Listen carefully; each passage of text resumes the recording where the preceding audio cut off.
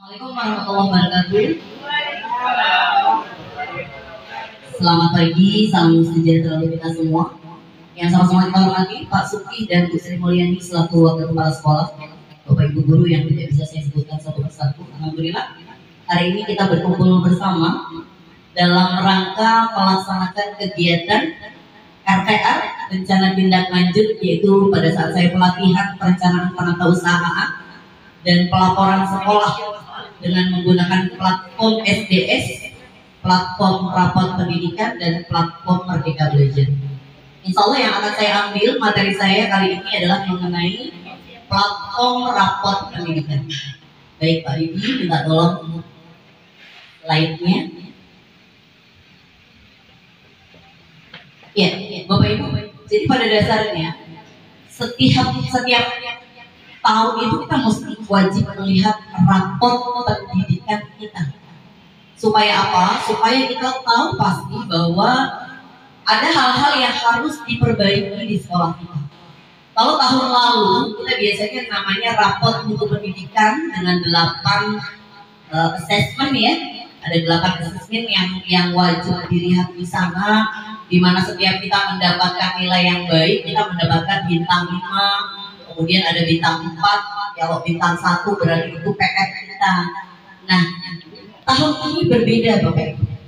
Rapot kita itu tidak lagi dibilang rapot mutu pendidikan, tetapi kita menjadi rapot pendidikan sekolah. Nah, ini harus kita lihat bagaimana ketercapaian beberapa kompetensi di sekolah kita, apakah sudah baik, apakah cukup memadai, ataukah masih kurang. Nah, tugas kita hari ini adalah mengevaluasi bagian-bagian mana saja yang menjadi kekurangan di sekolah kita. Kita baca raport kita tahun ini, kemudian kita lakukan upaya perencanaan untuk melakukan tindak lanjut ke depan. Permasalahan apa yang ada, nah nanti kita cari solusinya. Nah, kegiatan ini sebetulnya Bapak Ibu, kalau Bapak Ibu tahu, ini salah satu upaya kita pada saat kita beberapa nanti ada kekurangan. Nah, itu bisa kita tindak lanjuti dengan memasukkan kebutuhan-kebutuhan kita ke dalam ERKS kita. Jadi ini ada kaitannya dengan keuangan kita di tahun depan, karena kondisi keuangan itu ditentukan 1 tahun sebelumnya. Nah, ini salah satunya program perbaikan apa yang akan kita laksanakan di sekolah kita. Baik, next Pak Edi. Ya, sebelum saya memperlihatkan raport sekolah kita, ada baiknya kita tahu dulu tahun ini penilaiannya seperti apa. Nah, kita lihat di sini. Kalau dulu saya bilang pakai acuannya adalah bintang, maka sekarang pakai range angka. Nah, hasil asesmen nasional itu dilaporkan nilai rentannya 1,00 sampai 3,00. Berbeda dari umumnya nilai ujian kita pakai 2 digit, kemudian ada 2 desimal di belakangnya. Nah, nilai 1,00 itu warnanya merah. Nanti kalau kita baca raport pendidikan kita ada warna merah, ini warning buat kita. Artinya ini adalah nilai terburuk yang kita dapatkan. Seluruh aspek atau subaspek dalam indikator tersebut kategori capaiannya itu kurang. Jadi kalau Bapak Ibu lihat, oh merah ini berarti di PR kita. Kemudian ada yang bawah warna hijau, nilainya 3,00. Seluruh aspek atau subaspek dalam indikator tersebut kategori capaiannya baik. Nah, sekarang kita lihat mengenai hasil asesmen nasional. Kalau di sini kita dikasih contoh ya, kalau mahasiswa punya IPK 4 itu seluruh mata kuliah masuk kategori sangat baik, nilainya A. Kalau dia 3,44, nah berarti ada yang B-nya juga. Sebaliknya, mahasiswa yang memiliki IPK 2,10 artinya sebagian besar nilai mata kuliah punya kategori cukup saja nilainya 2. Ya. Jadi ini kita membacanya seperti ini juga. Sekarang di sana pada AM, pada asesmen nasional secara umum ada 3 kategori. Kurang nilainya 1, sedang nilainya 2, baik nilainya 3. Nah, bisa lihat di sana indeks kualitas pembelajarannya 2,06 ya, misalnya satuan pendidikan kita dibaca seperti itu. Nah, masukkan misalkan untuk indeks kualitas pembelajaran 2,06, maka artinya sebagian besar aspek kualitas pembelajaran masuk kategori sedang, namun ada beberapa yang sudah dicover. Oke, next.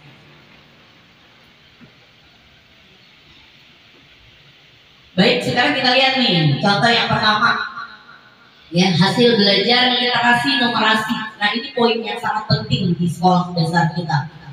Untuk dimensi hasil belajar literasi dan numerasi, maka nilai indeks menunjukkan proporsi murid pada tingkatan kompetensi literasi dan numerasi. 3 misalnya, seluruh murid tingkat kompetensi literasi numerasinya mahir. Tapi kalau dia 1, artinya seluruh murid tingkat kompetensi literasi numerasinya perlu interval khusus. Ini berarti masih kurang sekali. Nah, bisa dilihat di sana range-nya juga. Ya, cara menghitung nilai indeks literasi atau numerasi. Ada 3 warna Bapak Ibu. Kalau kita sudah dapatnya warna biru, ini udah keren banget, ini paling tinggi nilainya. Di bawahnya ada warna hijau, ini mahir. Di bawahnya cakep. Kemudian kuning, mulai agak warning. Kemudian yang paling bawah ini masih kompetensinya kurang. Oke, next. Baik, nanti ada beberapa kategori, ada beberapa dimensi. Nanti dimensinya rentangannya dari A sampai P. Nah, untuk A1 itu kemampuan literasi. Nah, ini juga bisa dibaca. Kalau dia sudah biru, berarti tingkat literasi membacanya cakep, cukup banyak siswa yang mahir di level ini. Kemudian yang hijau ini mencapai kompetensi minimum, artinya sekolah lain mendapatkan nilai yang minimum, kita sudah di atasnya sedikit. Kemudian juga ada kompetensi masih tengah ya, kurang dari 50% kalau kuning. Sebagian sudah paham, sebagian masih belum. Nah, kalau merah ini yang warning tadi. Sebagian besar murid belum mencapai batas kompetensi minimum untuk literasi membaca. Oke, next. Rentangnya dulu Pak Didi ya. Oke, ulang Pak Didi. Oh, sama sih ya. Range-nya dia 2,10 untuk biru. Nah, kalau dapat biru itu nilainya harus segini.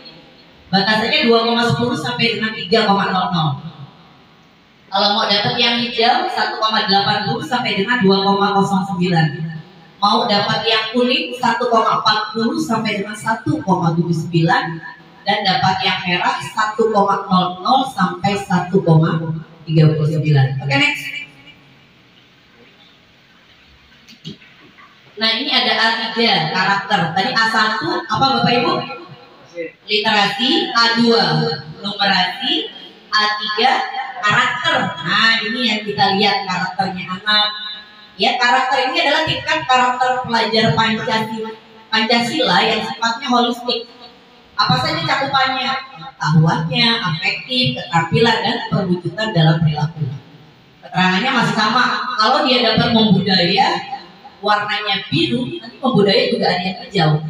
Karena itu tadi, walaupun dia sudah membudaya, tapi range-nya ini masih tetap dilihat. Cakupan nilainya berapa yang bisa dia dapatkan untuk membudaya itu sudah bagus banget di poin biru. Ya, kalau poin biru membudaya, murid secara proaktif dan konsisten menerapkan nilai-nilai karakter pelajar Pancasila yang berakhlak mulia, bergotong royong, mandiri, kreatif, dan bernalar kritis serta berkebinekaan global dalam kehidupan sehari-hari. Berkembang, hijau, yang kuning perlu dikembangkan, kemudian belum terinternalisasi. Nah, ini belum nyampe ke murid. Ya, karakter mereka masih diragukan dalam kesehariannya di rumah atau kesehariannya di sekolah. Secara umum ketika kita mendapatkan nilai merah, maka Bapak Ibu punya PR yang sangat berat sekali. Artinya karakter siswa kita di sekolah ini masih sangat kurang. Oke, next.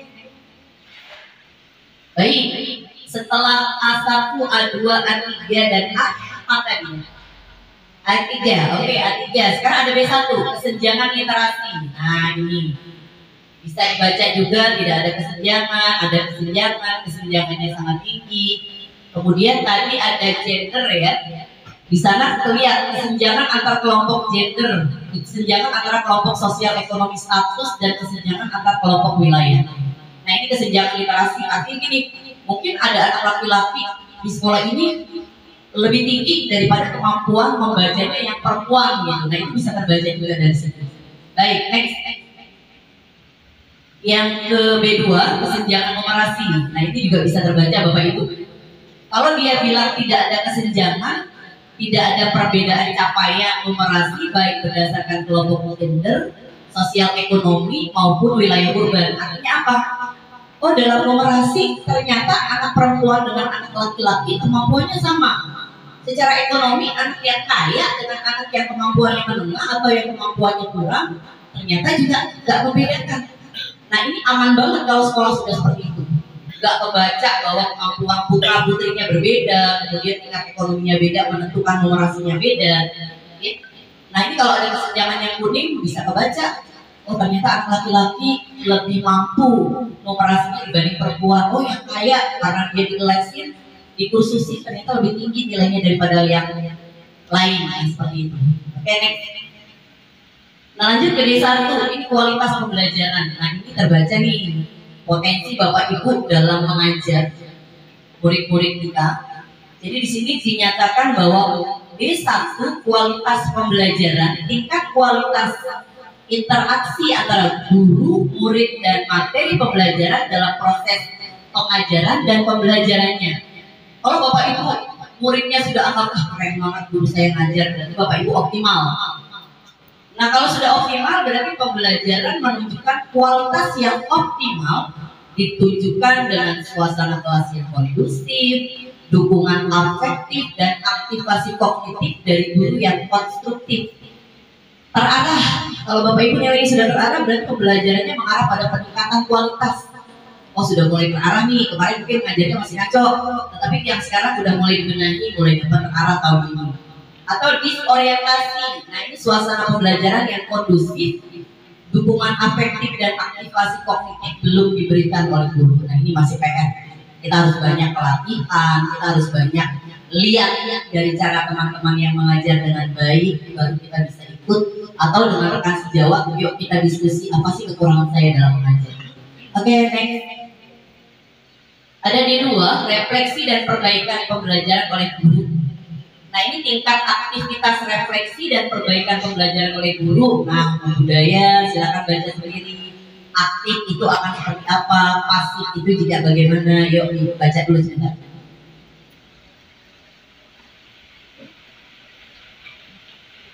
Baca budaya. Untuk membudaya, guru aktif meningkatkan kualitas pembelajaran setelah melakukan refleksi pembelajaran yang telah lalu, mengeksplorasi referensi pengajaran baru, dan berinovasi menghadirkan pembelajaran yang memantik keterlibatan peserta didik. Oke, terima kasih Bu Dime. Untuk aktif seperti apakah yang sudah dianggap aktif? Pembelajaran yang kualitas pembelajarannya dilakukan belum struktur. Guru belum konsisten melakukan refleksi pembelajaran, mengeksplorasi referensi pengajaran baru, dan mencetuskan inovasi baru. Oke, nah sekarang kalau yang pasif kita sama-sama lihat. Pada pasif itu upaya peningkatan kualitas pembelajarannya sporadis, hanya untuk sekedar menyelesaikan tugas. Jadi Bapak Ibu itu ngajar ke sekolah bukan dengan rasa cinta, tapi benar-benar cuma yang penting kelar tugas saya hari ini, yang penting hari ini anak saya kasih ilmu, yang penting hari ini saya ngajar nerangin anak, yang penting enggak bisa bodoh. Nah, ini mungkin masih sporadis seperti itu. Nah, ini makanya Bapak Ibu harus melakukan refleksi.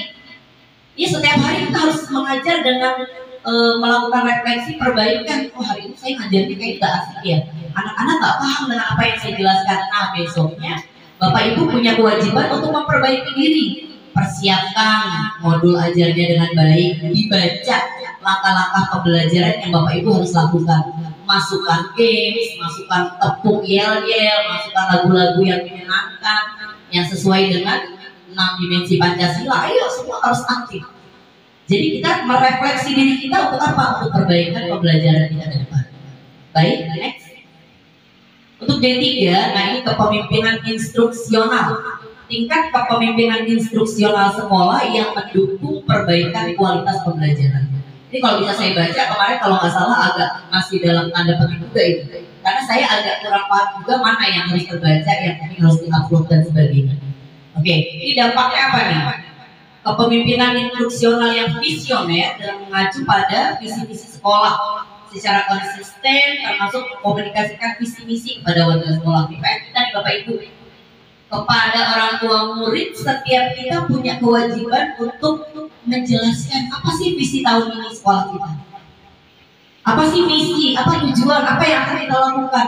Praktek-praktek baik apa yang kita lakukan di sekolah kita sehingga membuat sekolah kita lebih berkualitas, lebih terarah. Nah ini juga harus dijelaskan. Nah kalau nilainya terbatas, maka kepemimpinan kepala sekolah di sekolah tersebut masih harus banyak belajar. Baik, lanjut. D4, nah ini iklim keamanan sekolah.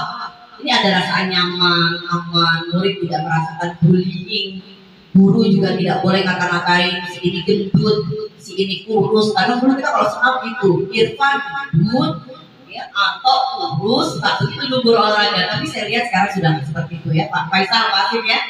Sudah aman ya, kita menghargai anak-anak, tidak boleh ngatain apapun karena itu termasuk bentuk bullying. Aman, oke, bicaranya seperti ini. Nah waspada, kita harus waspada kalau apa?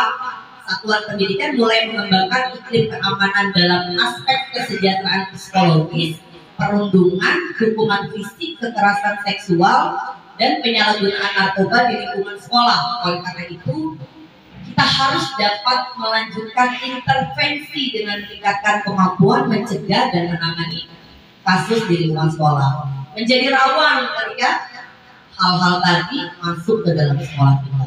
Tidak menutup kemungkinan Bapak Ibu di sekolah dasar bisa jadi ada narkoba, ada kekerasan seksual, ada perundungan. Nah ini yang harus kita hati-hati. Dan Bapak Ibu ingat tidak boleh melakukan hukuman fisik kepada siswa. Makanya kemarin dianjurkan untuk melakukan di awal pembelajaran kita wajib melakukan membuat rules of the class, aturan-aturan kelas yang disepakati bersama antara Bapak Ibu dengan peserta didik Bapak Ibu di kelas tersebut. Jadi bicaranya jangan menghukum dengan hukuman fisik, ya. Boleh misalnya dihukum hari ini kamu harus cari buku di sana, harus bikin apa sih ringkasan cerita, kamu ceritakan ke teman-teman. Gara-gara tadi kamu terlambat, hukumannya seperti itu. Cari hukuman-hukuman yang mendidik yang dibuat berdasarkan the rules of class tadi. Setiap kelas berbeda aturan. Kita lihat kemampuan anak. Mungkin di kelas Pak Sarif yang sekarang naik ke kelas 5 ada dampak. Nah harus bagaimana? Nah itu harus punya poin juga. Ketika kamu keluar kelas maka hukumannya akan seperti ini. Boleh juga diterapkan yang kemarin kalau ke toilet pakai kalung, sudah diizinkan guru 2 kantolin di depan. Jadi 2 orang saja yang boleh ke toilet. Nah ini PR bersama loh Bapak Ibu. Saya selama ini masih melihat ketika putra putri kita mau pipis itu kayak orang yang kondangan, rombongan. Bisa 5 orang, 6 orang, bisa 3 orang. Ayo PR bersama. Bagaimana Bapak Ibu mengatasi permasalahan-permasalahan yang mungkin dianggap kecil, tetapi harus kita selesaikan bersama supaya sekolah kita menjadi sangat bagus. Oke, next. Di D5 ada kesenjangan iklim keamanan, di D6 ada iklim kesetaraan gender. Nah, bagaimana kita memperlakukan putra atau putri atau peserta didik putra, peserta didik putri di sekolah ini? Apakah sudah sama adil? Apakah memang kita masih berat sebelah? Guru perempuan lebih cenderung lebih mengurusi yang putri misalnya, atau yang laki-laki lebih kecenderungannya ke anak laki-laki. Nah, ini harus disingkirkan. Pelan-pelan harus kita ubah. Kita harus punya mindset yang sama bahwa gender, taraf ekonomi, kemampuan kognitif anak tidak membuat kita menjadikan anak-anak yang tidak mampu di anak didikan. Tidak, kita punya kesetaraan yang sama kan. Next. Oke, D7 ada kesenjangan iklim kesetaraan gender, ada iklim kebinekaan. Nah, ini kebinekaan udah pasti ya Bapak Ibu nggak bicara. Kadang-kadang kita karena kita di Jakarta, di Betawi, karena orang lain itu dari suku yang lain, ya numpang di Betawi, kata-katain. Nah, itu Bapak Ibu harus hati-hati. Kemudian juga Bapak Ibu selalu mengajarkan kebinekaan dalam kelas. Setiap kita harus menghargai perbedaan yang ada, karena memang Indonesia itu sangat banyak perbedaannya. Entah itu warna kulit, entah agama, entah suku budaya. Nah itu yang harus kita jaga supaya putra putri kita menghargai kebinekaan dan iklim kebinekaan di sekolah kita menjadi sangat kondusif. Next. Nah, D9 itu kesenjangan iklim kebinekaan. Kesenjangan iklim kebinekaan. Kemudian yang D10 iklim inklusivitas. Nah, kalau yang di D9 ini, kesenjangan indeks kebinekaan sekolah berdasarkan kelompok sosial ekonomi status dan kelompok wilayahnya. Nah, ini ada penjelasannya. Oh, berarti kalau kita dapat hijau tidak ada perbedaan indeks, kita dapat indeks seperti ini. Atau di inklusivitas. Iklim inklusivitas menyangkut bagaimana lingkungan sekolah menyikapi keberagaman seperti perbedaan individu, identitas, latar belakang sosial budaya. Jadi kita tidak boleh membuat mereka merasa sendiri, merasa aku orang hitam, orang aku kritik, saya orang non muslim. Nah, itu tidak boleh ada seperti itu. Next, mari. D ternyata banyak ya, ada D11, ada D14 ya. Untuk D11 kesenjangan iklim inklusivitas berdasarkan kelompok sosial ekonomi status dan wilayah, masih hampir sama seperti tadi. Nah, yang D14 ini kesenjangan fasilitas literasi satuan pendidikan. Nilai kesenjangan fasilitas satuan pendidikan berdasarkan kelompok sosial ekonomi status dan kelompok wilayah. Kalau nggak ada kesenjangan berarti tidak ada perbedaan fasilitas literasi satuan pendidikan baik berdasarkan kelompok sosial ekonomi maupun antar wilayah urban dan rural tadi. Ada kesenjangan antara siswa yang tadi tidak mampu dengan yang mampu, kita fasilitasinya beda. Oh, yang kaya boleh duduknya di tempat yang bangkunya cakep, oh yang kurang tidak ada seperti itu. Oke, yang terakhir itu E1. E1 ini pengelolaan sekolah yang partisipatif, transparan, dan akuntabel. Ini tingkat partisipasi orang tua dan peserta didik dalam pengelolaan sekolah. Inklusif, satuan pendidikan telah melibatkan orang tua dan murid baik dalam kegiatan akademik maupun non akademik secara keseluruhan di satuan pendidikan. Alhamdulillah, kerjasama kita dalam komite selama ini sangat baik sekali, sehingga rasanya kita sudah melakukan perpaduan yang luar biasa dengan komite.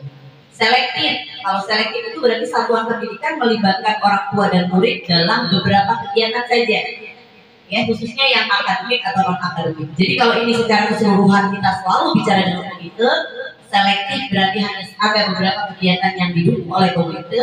Nah, kalau restriktif itu satuan pendidikan sangat terbatas. Kita nggak mau kerjasama dengan komite, itu berarti kita nilainya restriktif. Oke, lanjut. Oke, habis. Ya, ternyata yang banyak dari poin B ya. Poin yang E hanya satu saja. Terima kasih. Boleh lihat raport pendidikan kita?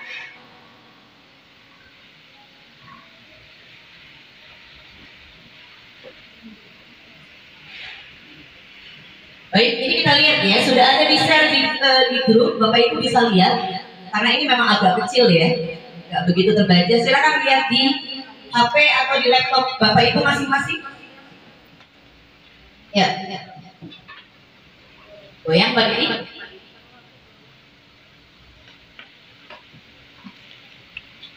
Baik, Bapak Ibu bisa lihat capaiannya. Angka berapa yang kita dapat untuk tingkat literasi di sekolah kita? Yuk, sudah terbuka belum? Lebih nyaman sebetulnya bukanya di laptop Bapak Ibu. Nah, Bu Srimul sudah dapat. Nah, ini bisa dilihat. Ternyata untuk A1 kemampuan literasi kita warnanya hijau. Alhamdulillah. Kita lihat berapa capaian kita, 1,92. Sementara di satuan pendidikan lain yang ada di sekitar kita, rata-rata mereka cuma 1,72. Rata-rata kabupaten kota Jakarta Barat itu 1,91. Rata-rata provinsi 193, nasionalnya cuma 1,71. Maka rentangnya, Pak Dini boleh lanjut kalimatnya apa? Ditarik saja. Nah, ke kanan. Oke, sip. Nah, kita lihat definisi indikatornya. Nggak bisa ditarik Pak Dini. Peserta didik. Yang ini Pak Dini. Ya, coba baca Bu Srimul, apa di situ hasilnya? Kemampuan literasi kita. Sebagian peserta didik telah mencapai batas kompetensi minimum untuk literasi membaca, namun perlu upaya mendorong lebih banyak peserta didik menjadi mahir. Oke, terima kasih. Ya, PR kita cuma tinggal satu langkah biar dapat poin biru supaya kita menjadi mahir. Oke, selanjutnya yang Masih A, poin A itu ada A1 ya sampai di poin nomor berapa ini? Itu 2, 3, 4, 5. Nah ini bisa dibaca. Kemampuannya selanjutnya ada mahir. Nah kita mahir di apa itu? Bu, di sini ada terbaca. Kita itu mahir dalam bidang apa Miss literasi kita?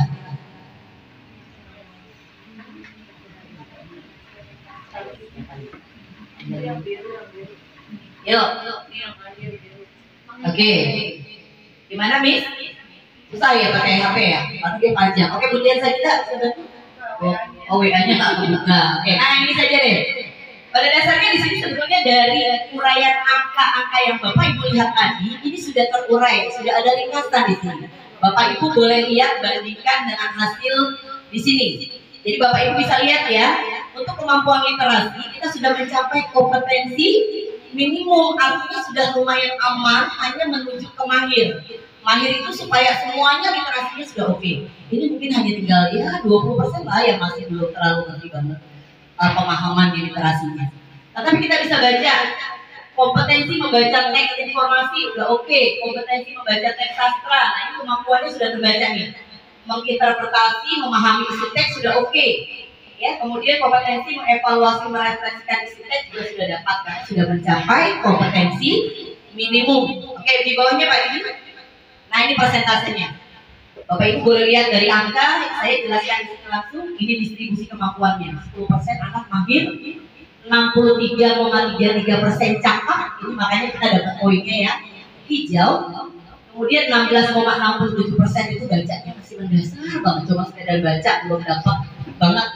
Kemudian 10% masih perlu intervensi Bapak Ibu guru. Nah ini PR yang 10%.